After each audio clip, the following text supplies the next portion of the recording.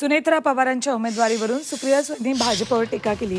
भाजपला विकास करायचा नाही तर त्यांना पवारांना हरवायचे, आमचं घर फोडून त्यांना उमेदवार द्यावा लागतोय असा टोला त्यांनी भाजपला लगावलाय। तर सुप्रिया सुळे भावनिक राजकारण करत असल्याची टीका प्रवीण दरेकर यांनी केली।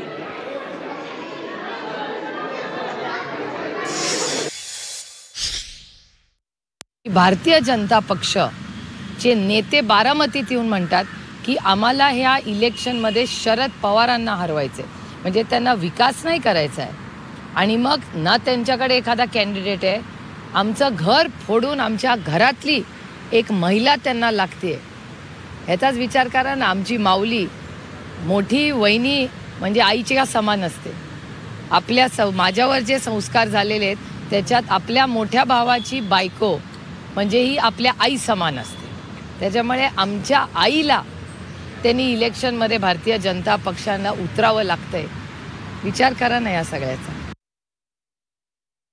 आणि जर तुम्हाला वहिनी आई समान वाटतात तर सुप्रियाताई आईच्या विरोधात उभं नको आपण राहायला। आईला त्या ठिकाणी आपण समर्थन दिलं पाहिजे ना। परंतु एकीकडे आई समान बोलायचं, दुसरीकडे टीका करायच्या आणि भावनिक माहोल करत काही गेन करता येते का, केविलवाना दुर्दैवी प्रयत्न सुप्रियाताईंचा आहे।